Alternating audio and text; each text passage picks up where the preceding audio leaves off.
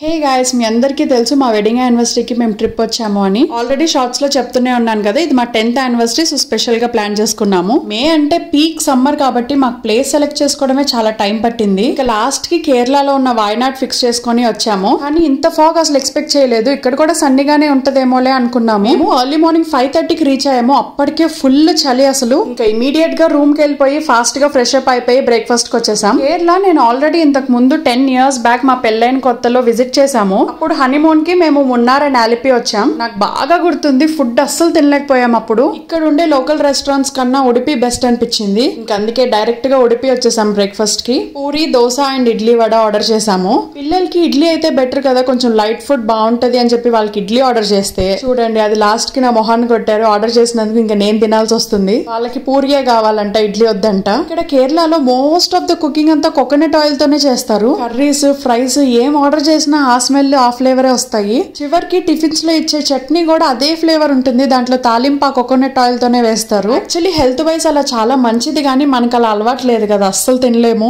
And అందులో మా పిల్లలకి ఫస్ట్ టైం, మేమే తినలేకపోతే ఇంకా పిల్లలు ఏం తింటారని చెప్పి ఇంకా ఉడిపికి వచ్చేసాం. అండ్ నేను ఇంకో విషయం మాట్లాడాలి. మేము ఈ యానివర్సరీ ట్రిప్ అనుకున్నాక మాకు మైండ్ లోకి వచ్చిన ఫస్ట్ ఆప్షన్ కాశ్మీరే. కానీ నేను ఆ విషయం చెప్తూ షార్ట్ పెట్టినప్పుడు నేను ఏదో కావాలని చెప్పాను అనుకున్నారు. మీరు నమ్మినా నమ్మకపోయినా మేము కాశ్మీర్ ప్లాన్ చేసుకుని తర్వాత ఆఫ్ సీజన్ అండ్ మేము డ్రాప్ అయిపోయిన సంగతి నిజమే. అటాక్ జరిగింది కాబట్టి నేను వ్యూస్ కోసం ఆ వీడియో పెట్టాను అంటున్నారు. నువ్వు అటాక్ జరిగింది కాబట్టి మాకు భయం వేసింది, ఎందుకంటే మేము ప్లాన్ చేసుకున్నాము, అమ్మో వెళ్ళుంటే ఏమయ్యేదో అని. నిజంగానే అదే ఇంకో ప్లేస్ అయి ఉంటే మేబీ నేను వీడియో పెట్టకపోయేదాన్నేమో. దాని గురించి విన్నాక మేము పడ్డ భయము అదంతా నేను మీకు ఎక్స్ప్రెస్ చేయాలనుకుని వీడియో పెట్టా, కానీ మీరు అనుకున్నట్టయితే కానే కాదు. ఎనీవేస్ ఈ ట్రిప్ దగ్గరకు వచ్చేసి వాయనాడ్ కూడా కేరళలో ఒక హిల్ స్టేషన్ లాంటిదే. Full of nature, full of greenery. అసలు ఎంత బాగుందో చూడడానికి. అసలు ఎటు చూసినా ఆ సీనిక్ వ్యూస్ ఎలా ఉంటాయంటే ఒక కన్నుల విందులాగే ఉంటుంది. నిజంగా ఈ నేచర్ ప్లేసెస్ అనేవి ఐ ఫీస్ట్ అని చెప్పొచ్చు. బ్రేక్ఫాస్ట్ చేసేసాక మేము ఇక్కడ ఉండే స్కై పార్క్ అనే ప్లేస్ విజిట్ చేయడానికి వచ్చాము. ఈ స్కై పార్క్ అనేది ఎక్కడో కొండ మీద చాలా పైన ఉంటుంది. మన వెహికల్స్ కింద ఈ పాయింట్ వరకే అలౌ చేస్తారు. ఇక్కడ నుంచి వాళ్ళ జీప్స్ ఉంటాయి, అందులో వెళ్ళాలి. ఎందుకంటే పైకి వెళ్ళడానికి ఆ రోడ్ అంతా ఆఫ్ రోడ్ అంట.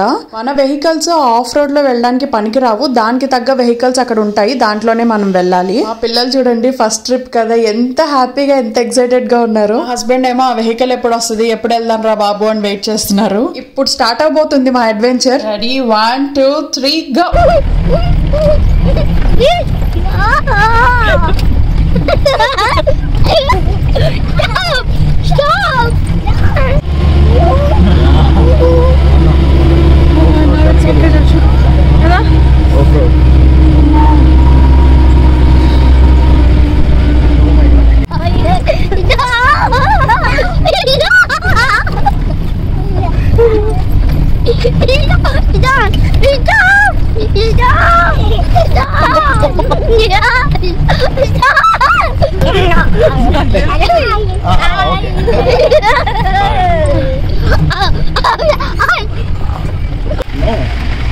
Almost reach the road, main road. Then we take auto, okay?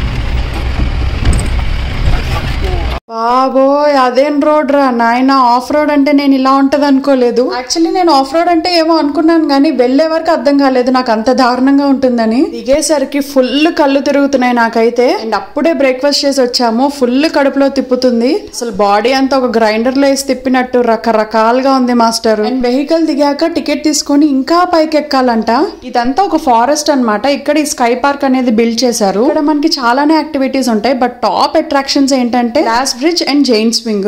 అసలు నా వల్ల కావట్లేదు, అడుగు తీసి అడుగేలేకపోతున్నా, ఎక్కలేకపోతున్నా నేనైతే. వీళ్ళేమో టిక్కుమని బానే ఎక్కేస్తున్నారు. నిజంగా ఈ టూరిస్ట్ ప్లేసెస్ ఫొటోస్ వీడియోస్ లో చూసినప్పుడు అబ్బా భలే ఉన్నాయి అనిపిస్తుంది, కానీ రియాలిటీ మాత్రం ఇలాగే ఉంటది. యాక్చువల్లీ స్మూత్ రోడ్ లో వచ్చుంటే ఇంత ఉండేది కాదేమో, బట్ ఆఫ్ రోడ్ వల్ల నా వల్ల కాలేదు అసలు ఎక్కడం. బాడీ అంతా చాలా టైర్డ్ గా అనిపిస్తుంది. ఇంకా ఫైనలీ అడుగులో అడుగేసుకుంటూ ఏదో ఒక రకంగా పైకి అయితే రీచ్ అయ్యాము. ఇక్కడ అన్నిటికన్నా ఇంట్రెస్టింగ్ థింగ్ ఏంటంటే అడుగుకి ఎక్కడ పడితే అక్కడ స్వింగులు ఉన్నాయి పిల్లలకి. మా పిల్లలు అయితే ఎప్పుడెప్పుడు వాళ్ళకి నేను గ్లాసెస్ ఇస్తాను అని ఫుల్ వెయిటింగ్. ఇంకా మేము బాడీని కొంచెం రిలాక్స్ చేసుకున్న తర్వాత we're all set to experience this glass bridge. Actually glass bridge లో చాలా ప్లేసెస్ లోనే ఉన్నాయి, కానీ ఇది లాంగెస్ట్ గ్లాస్ బ్రిడ్జ్ అంట.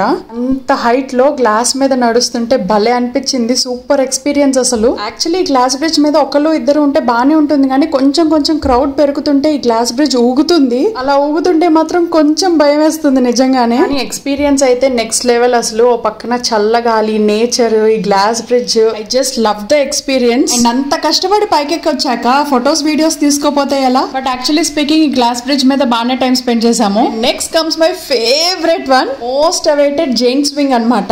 యాక్చువల్లీ బాలి అలాంటి ప్లేసెస్ లో ఈ జైన్ స్వింగ్స్ ఉంటాయి, కానీ అంత దూరం ఇంటర్నేషనల్ ట్రిప్ వెళ్లకుండానే మనకి వాయనాడ్ లో ఈ జైన్ స్వింగ్ పెట్టారు. చాలా అంటే చాలా నచ్చింది. పాపం మా జుజ్జు వస్తా అని చాలా అడిగింది, కానీ కిడ్స్ అలవ్ లేదు అన్నారు. అంత పైకి వెళ్తున్నప్పుడు కొంచెం భయం వేసింది, కానీ బాగుంది. ఇంకా నెక్స్ట్ ఈ క్రికెట్ పిచ్ కి వచ్చేసాము. నిజంగా క్రికెట్ వచ్చిన వాళ్ళు కూడా ఇంత బిల్డప్ ఇవ్వరేమో. రాదు పెట్టదు, నాకన్నా ఇవ్వు నేను ఆడతా అని చెప్పి మా హస్బెండ్ తీసేసుకున్నారు బ్యాట్. ఇక్కడ కూడా we had a very good fun. ఇక్కడ వీళ్ళిద్దరు బౌలింగ్ చేస్తూ ఉంటే అటు నేను మా husband one after the other turns తీసుకొని బ్యాటింగ్ చేసాము. అండ్ ఇంకా ఇక్కడ వేరే అదర్ యాక్టివిటీస్ కూడా ఉన్నాయి, like archery, zip line, zip cycling ఇలాంటివి. జిప్ సైక్లింగ్ నేను ఎలాగో ఊటీలో చేశానని చెప్పి ఇంక ఇక్కడ వెళ్ళలేదు. అండ్ జిప్ లైన్ ఇవన్నీ స్కిప్ చేసాం, ఎందుకంటే పిల్లలతో ఉన్నాం కదా, మేమిద్దరం ట్రై చేయడం కుదరదు పిల్లల్ని వదిలేసి అని. సో మాకు ఫ్లెక్సిబుల్ గా ఉన్న ప్లేసెస్ లోనే మేము ఎక్కువ టైం స్పెండ్ చేసి ఎంజాయ్ చేసాము. అండ్ పాపం మా జుజ్జుకి ఎన్ని యాక్టివిటీస్ చూపిస్తున్నా దాని మైండ్ అంతా జైన్ స్వింగ్ మీదే ఉంది. నేను కూడా నీతో వస్తా మమ్మీ ఆ పెద్ద స్వింగ్ లో అని అడుగుతూనే ఉంది, కానీ ఎలా లేనప్పుడు ఏం చేస్తాం, అయినా అంత పెద్ద స్వింగ్ లో కిడ్స్ కి అంత సేఫ్ కూడా కాదు. నాకైనా లోపల ఎక్కడో కొంచెం భయం ఉంది పైకి కనిపించకపోయినా. సో వాళ్ళు ఇంకా స్వింగ్ అని అడుగుతూనే ఉన్నారు కాబట్టి చిన్న చిన్న స్వింగ్స్ లో మేము కొంచెం టైం స్పెండ్ చేసాం వాళ్ళ కోసం. మొత్తానికి 900 కండి స్కై పార్క్ ఏదైతే ఉందో అది నాకు చాలా నచ్చింది, ఎక్సెప్ట్ ఆ ఒక్క రోడ్డు తప్ప. ఈజీగా మనం ఇక్కడ more than half day spend చేసేయచ్చు. అండ్ ఇక్కడ ఎంట్రీ టికెట్ కూడా ఏమంత పెద్ద కాస్ట్ కాదు. కేరళకి ఇంకొక నేమ్ ఉంది, గాడ్స్ ఓన్ కంట్రీ అని. ఆ నేమ్ ఎందుకు వచ్చిందో తెలియదు కానీ, బట్ ఈ కేరళలో ఉండే ఈ గ్రీనరీ, నేచర్ ఇదంతా అసలు చాలా బాగుంటుంది. బెస్ట్ టూరిస్ట్ ప్లేస్ నా వరకు అయితే, very very close to nature. అబ్బా మళ్ళీ ఇప్పుడు ఈ జీప్ ఎక్కి అదే రోడ్ లో బ్యాక్ కి వెళ్ళాలని తలుచుకుంటేనే భయం వేస్తుంది నాకు. కానీ ఏం చేస్తాను, తప్పుద్దా, అదొక్కటే వే అంట, ఆల్టర్నేట్ వేస్ కూడా లేవంట. Joshu, are you ready for the bumpy ride again? Yes, I'm ready. You like it? Yes.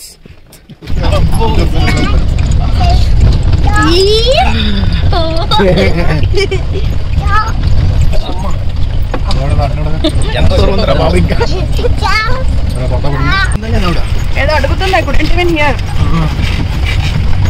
మళ్ళీ ఇంకొక రౌండ్ బాడీని గ్రైండర్ లో వేసి తిప్పిన తర్వాత హ్యాపీగా ఇట్లా స్మూత్ రోడ్ లో వెళ్తుంటే ఎంత హాయిగా ఉందో. బట్ నాకు ఒక సర్ప్రైజింగ్ థింగ్ ఏంటంటే, నేను అక్కడ వాళ్ళని అడిగాను, టూరిస్ట్ ప్లేస్ కదా ఎందుకు రోడ్ బాగు చేయట్లా, ఇట్లా వదిలేశారు అని అడిగితే, చాలా మంది ఆఫ్ రోడ్ ఇష్టపడతారు, ఆఫ్ రోడ్ కోసమే వస్తారు, అందుకే అది అలా వదిలేశారు అని చెప్పారు. ఏంటి ఆ రోడ్ ని ఇష్టపడి మరీ వస్తారా అని చెప్పి షాక్ అయ్యా నేను. అండ్ ఇంకా ఫుల్ టైర్డ్ అయిపోయి లంచ్ కి అయితే వచ్చేసాము. ఫుల్ ఆకలేస్తుంది మాకు, కానీ అంత ఆకలి మీద ఉన్నాయి. కేరళలో ఈ ఫుడ్ ఒకటే ప్రాబ్లం, కడుపు నిండా తినలేము. అలానే రెస్టారెంట్స్ వెతికి ఇంకా లాస్ట్ కి ఇక్కడికి వచ్చాము. ఫ్యామిలీ రెస్టారెంట్ అంటే పిల్లల కోసం మీల్స్ ఆర్డర్ చేస్తే బాగుంటుంది, ఏ పప్పు సాంబార్లో ఇస్తారు వాటితో పెట్టచ్చు అన్న థాట్ లో నేను మీల్స్ ఆర్డర్ చేశాను. అని కర్రీస్ సంగతి పక్కన పెడితే ముందు ఈ రైస్ చూసి షాక్ అయ్యాను నేను. అసలు ఒక్కొక్క మెతుకు ఎంత లావుగా ఉందంటే ఎలా తింటారా బాబు ఈ రైస్ అనిపించింది నాకు.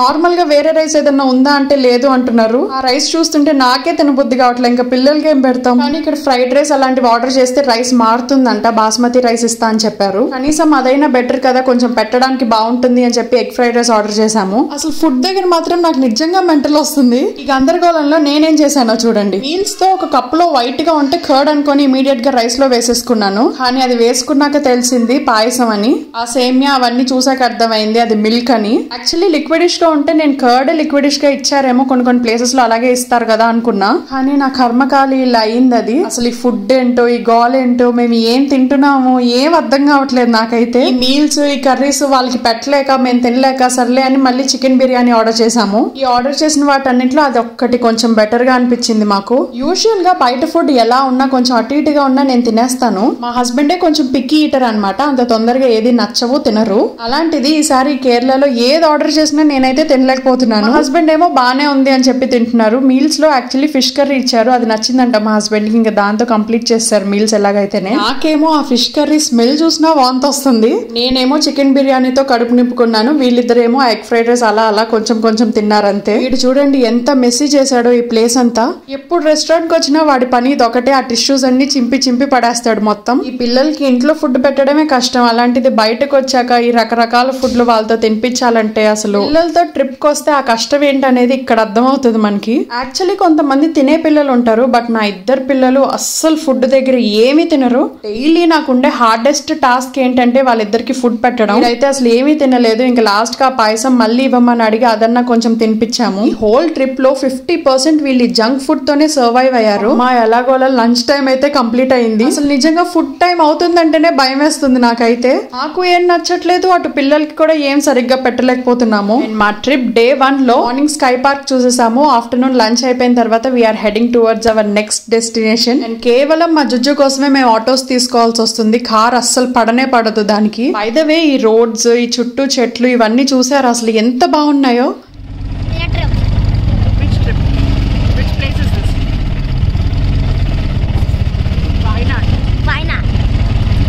సో ఇంకా మేము నెక్స్ట్ మా రెసార్ట్ కి అయితే వెళ్ళిపోతున్నాము. మేము బుక్ చేసుకున్న resort check in time afternoon ఉంది. సో మార్నింగ్ ఇవన్నీ కవర్ చేసుకుని ఆఫ్టర్నూన్ టైం కి అక్కడికి వెళ్ళాము. ఇది ఒక 5 స్టార్ లగ్జరీ రెసార్ట్ అన్నమాట. యూజువల్లీ మేము ఏదైనా ట్రిప్ కి వెళ్ళామంటే మోస్ట్ ఆఫ్ ద టైం బయట ఎక్కువ స్పెండ్ చేసే వాళ్ళం. రూమ్ తీసుకునేది జస్ట్ లగేజ్ పెట్టుకోవడానికి, రెడీ అవడానికి, పడుకోవడానికి మాత్రమే. బట్ ఈసారి అలా కాకుండా మా హస్బెండ్ మన యానివర్సరీ కాబట్టి నీకు ఒక మంచి ఎక్స్పీరియన్స్ ఇస్తానని చెప్పి రెసార్ట్ బుక్ చేశారు. ఈ రెసార్ట్ నేమ్ వచ్చేసి క్రిస్టల్ కుర్వా రెసార్ట్. చాలా న్యూ రెసార్ట్, ఇది రీసెంట్ గానే కట్టారంట. వాయనాడ్ అంటే ఇది ఒక హిల్ స్టేషన్ కాబట్టి మోస్ట్లీ ఇక్కడ ఏదైనా ఒక ఫారెస్ట్ మధ్యలోనే ఉంటున్నాయి. సో ఈ అంబియన్స్, చుట్టుపక్కల ఈ గ్రీనరీ ఇదంతా నాకు చాలా బాగా నచ్చింది. నిజంగానే ఒక న్యూ ఎక్స్పీరియన్స్ అనమాట. ఒక 5 స్టార్ రెసార్ట్ లో వాళ్ళు ఇచ్చే ఆ వార్మ్ వెల్కమ్, వాళ్ళు కస్టమర్స్ ని ట్రీట్ చేసే పద్ధతి అదంతా చాలా డిఫరెంట్ ఉంటది కంపేర్ టు నార్మల్ వన్స్. ఇది particularly family and nature friendly resort అనమాట.